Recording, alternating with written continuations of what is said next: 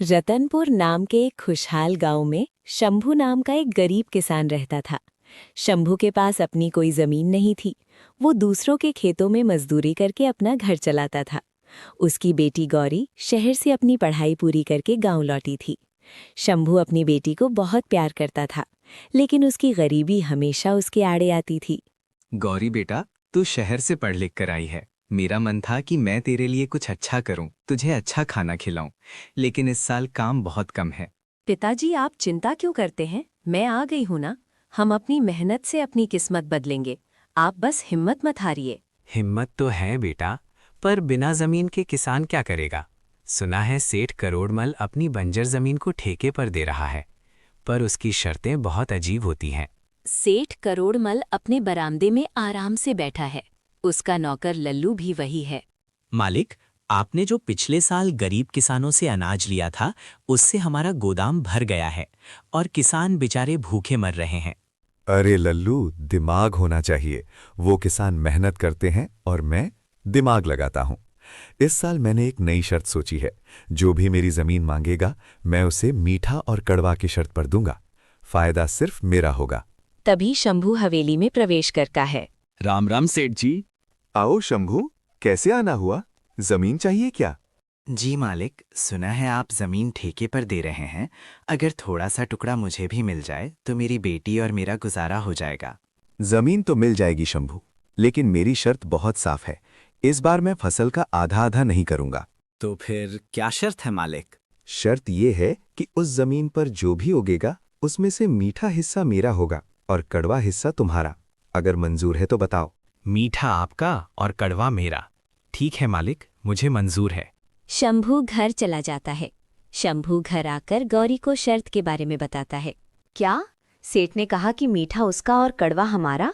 पिताजी, सेठ बहुत चालाक है। उसे पता है कि आप गन्ना या कोई फल उगाएंगे, जो मीठा होता है वो सब ले जाएगा और आपको सिर्फ फसल का कचरा मिलेगा।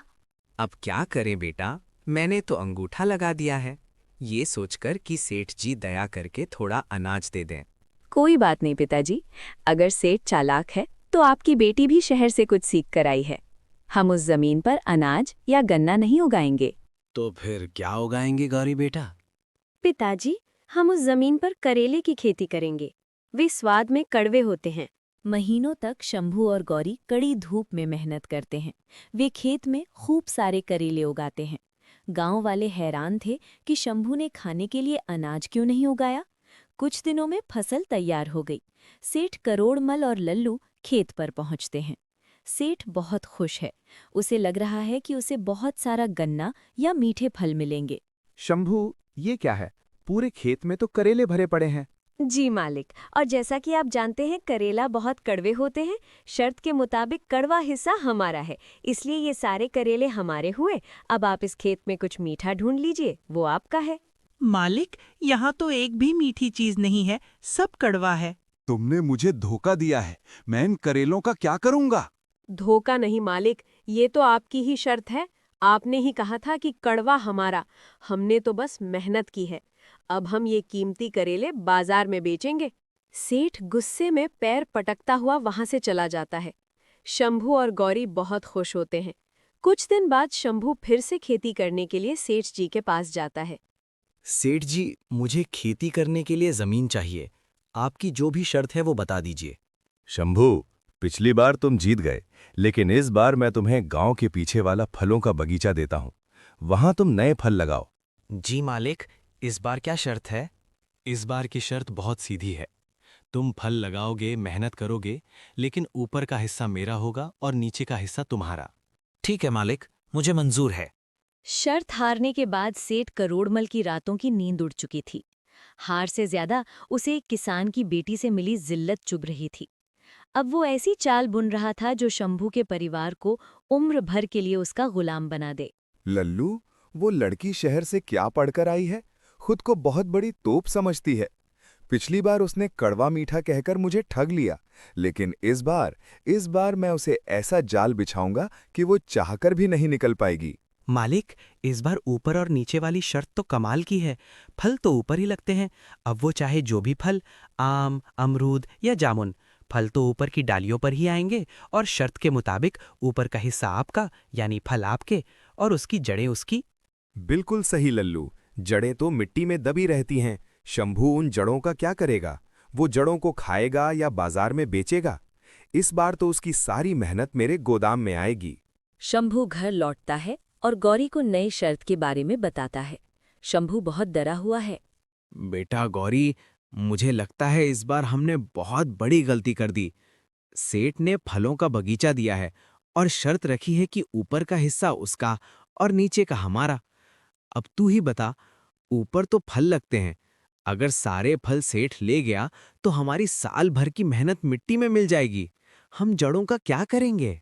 पिताजी, सेठ को लगता है कि फलों का बगीचा मतलब सिर्फ आम या अमरूद होता है। उसे ये नहीं पता कि प्रकृति ने हमें मिट्टी के नीचे भी बहुत कुछ दिया है। क्या मतलब बेटा? पिताजी, आप बस गांव के बाजार से गाजर के बीज ले आइए। हम उस बगीचे में ऐसे फल उगाएंगे जो जमीन के नीचे बढ़ती हैं। पर बेटा, वो तो फलों का बगीचा है।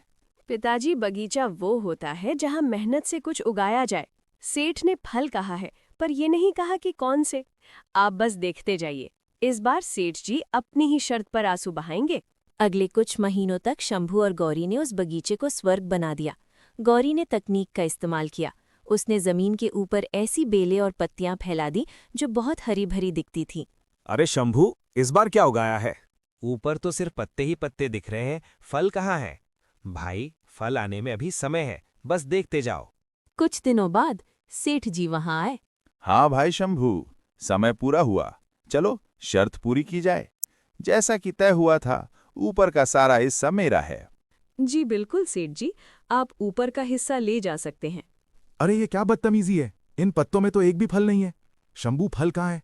क्या तूने फल पहले ही चुरा लिए? नहीं मालिक, फल तो अभी वही हैं जहां उन्हें होना चाहिए।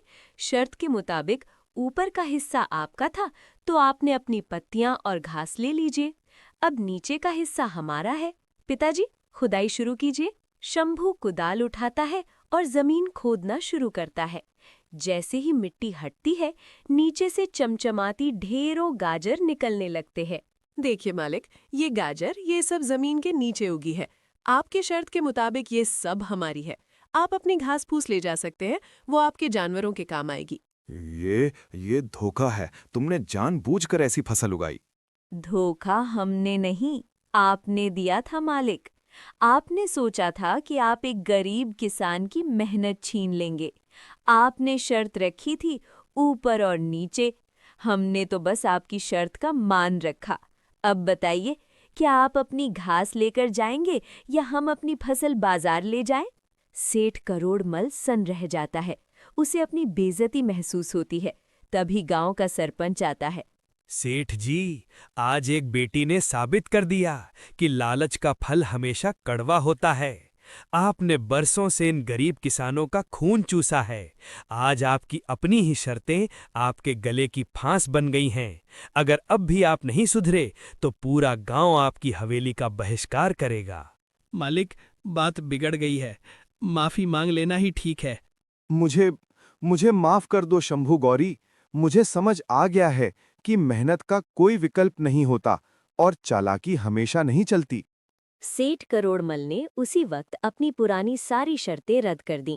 उसने शंभू और गांव के अन्य किसानों के गिरवी रखे हुए कागज वापस कर दिए।